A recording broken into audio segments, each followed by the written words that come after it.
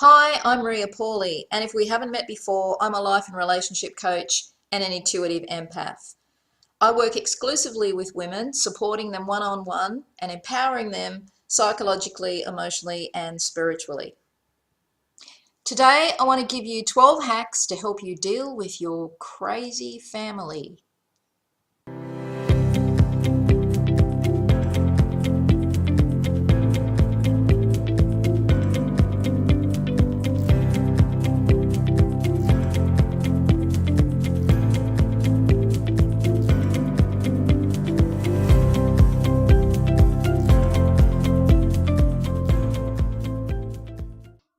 Okay, hack number one, get your head straight. This means taking on some healthy beliefs about relationships and dealing with other people. And the first belief that you need to take on is that everyone is doing the best that they can given who they are and what their life experience has currently been. It's a really healthy way to live your life. I try and live that way. And it's the truth. I mean, if people were capable of doing something different, they would. What they're doing may not be good enough for you. It may be dysfunctional, but it's the best they can do in that moment for a variety of reasons that are probably none of your business. So that's a really healthy belief to take on. The next belief you might want to take on is that you'll never change anyone else. You can change yourself. You can change the way you're thinking. You can change your emotional response. You can change your reactions. You can change what you're doing. But you'll never change anybody else, no matter how hard you try. So give up. I mean, when you think about it, when you're trying to change other people, the things that might stand in your way is that they're old and set in their ways. They may have been always an inflexible personality. They could have grumpy old man syndrome. They might be a glass half empty person. Or they might have an undiagnosed mental disorder that you're unaware of. You know, people with bipolar disorder, borderline personality disorder, narcissists, and people with narcissistic personality disorders are walking around amongst us all the time, and a lot of the time they're undiagnosed. They don't know they have a mental disorder, so you're certainly probably not going to either. The next belief that you need to change is you need to give up wanting to be understood.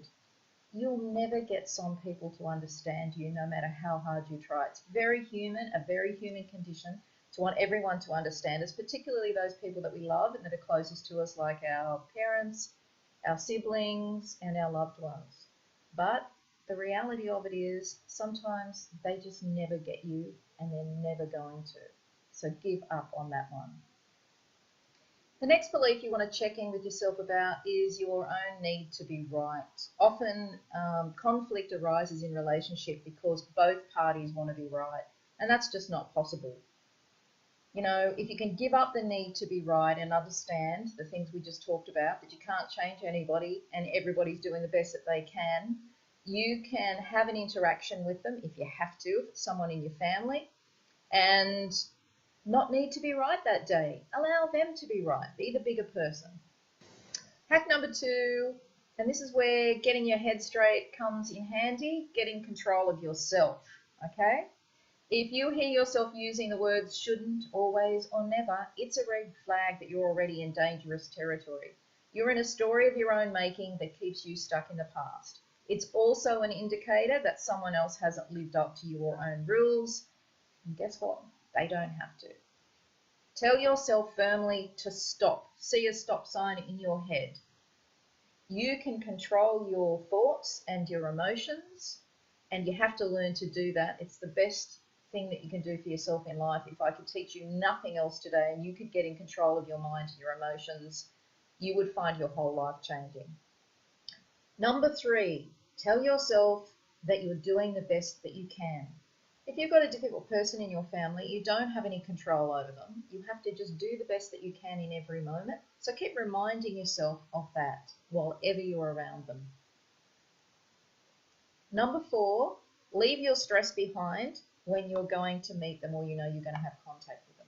If you're already stressed up about something and you can feel the stress in your body, before you come in contact with them, take a few nice, big, deep cleansing breaths.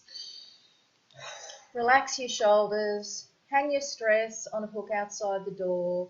Try and leave all that behind you, because the combination of your stress and their difficult personality is a recipe for disaster.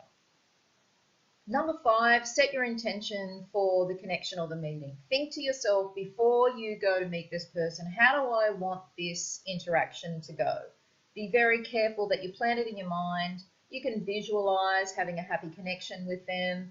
You can do a little mental rehearsal of how you'd like to greet them, what you'd like to say. You know, if you've had difficult interactions before and there's some tension between the two of you, it's best to leave that behind. And visualization, mental rehearsal, is a great way to set a firm intention. Number 6, avoid being a people pleaser. You can be quietly assertive, set good boundaries. You might even have to practice saying no in the mirror. And before you go, decide on how much time you're going to give those self-absorbed types that always want to talk about themselves. You know the people who they only listen to you talking, so they're patiently waiting for you to shut up so that they can turn the conversation back to them, and they just want to talk about themselves all the time. They're not actually talking to you. It could be a cardboard cutout of you, and they're just talking at you. If that makes you feel uncomfortable and you've had it with a particular person in your family, because they do that all the time, in a loving way, you might want to decide, okay, well, just to be kind and to keep the peace, I'll give that person 2 minutes of my time. So you might talk to them for 2 minutes, and you can be listening to someone talk, and believe me, I've practiced doing this a lot, and I coach a lot of people to do this. You can be listening to someone talk without really hearing them, because that's exactly what they do to you. And in your mind while they're talking, you can be saying, oh, the poor thing, look at them, this is all they can do, this is all they know how to do. They only know how to talk about themselves. They're not really interested in anyone else. That's really quite sad, because they're always going to have shit relationships.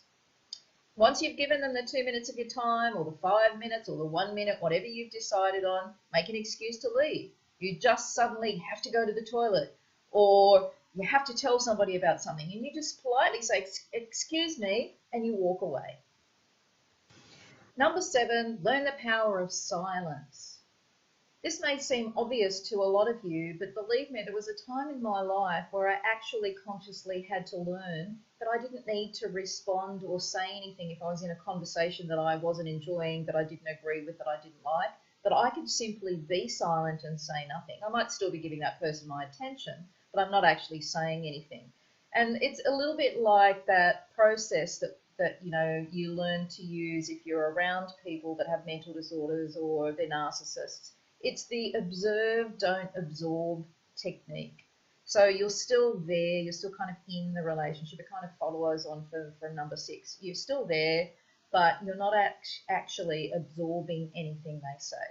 They reckon that you can tell a married couple that have been married for a long time by the amount of scars that they've got on their tongue from biting it. So it's something like that. You don't necessarily have to respond. You can just be silent. Number 8, the power of distraction. If someone's talking about something that you don't agree with, that is making you feel uncomfortable, you can try distracting them by turning the conversation to a better topic. If you're unable to do that, you may notice a distraction in the room. If you're around, if it's a big family gathering, there are other people around, you can allow yourself to be distracted by something that's going on in the room. You can also go to your happy place. So this is a really good thing to do. Make sure that you have somewhere happy that you can visualize. You may imagine yourself on a beach or in a park, or doing something that you really enjoy. And even with your eyes open, you can visualize or imagine yourself in that happy place, and you can be in that happy place to distract yourself from whatever that is that's going on with this difficult person in your family. They may be trying to emotionally manipulate you or carrying on like a pork chop. Distraction's always a good one. Next is the power of relaxation. And I kind of touched on this before. If you're feeling stressed, you're not going to deal with difficult people well. So make sure that if you're around difficult people, maybe you've got more than one of them in your family, that you take 5 deep breaths every now and again. Let your body go limp. Smile, because when you smile, it releases endorphins and chemicals in your body that are feel-good chemicals. So that's always a good thing to do too. Remember, anger is your enemy. So anything that makes you angry makes you insane, because when you get angry, all the blood rushes from your frontal cortex to your hindbrain at the back. Basically, we all become cave people and we become insane. So don't allow yourself to get angry. And if you feel yourself getting angry, walk away. A lower level of anger, of course, is impatience, frustration, and irritability. They're lower levels of anger. So that's probably your first warning sign. So if you start to feel yourself doing any of those things, then you may want to, like I said, use one of the other techniques we've talked about. Next one is go easy on the alcohol. If you're going to be around somebody in your family that's difficult, then obviously getting drunk isn't going to help. The more alcohol that we drink, the more it lowers our inhibitions, and we're more likely to, say something or react to them, and that's only going to make the situation worse. So if you want to be wise about this and you want to be smart, probably go a little bit easy on the alcohol when you're around really difficult people. And the last one is focus on being the best version of yourself that you can be. We all have different sides to our personality and our character. We can be our worst self, or we can be our best self. You know what the best version of yourself is, and how you're feeling and how you're behaving when you're in that best version of yourself. So strive to be the best version of yourself that you can be. People often say to me, why do I have to take responsibility? Why can't the other person ever take responsibility for our relationship? And that's an important point, but remember, the word responsibility means to respond with ability, and some people cannot respond with ability to certain situations because of who they are and their life experience. But if you can respond with ability, then be the bigger person, be the wiser person, and do that. I hope you've enjoyed this video today. I loved chatting with you. Please don't forget to like and subscribe for more videos just like this. And I'd love to hear from you. If you have a really difficult person in your family, leave me a comment, and I'd love to hear from you. Much love and blessings, and thank you for this wonderful opportunity.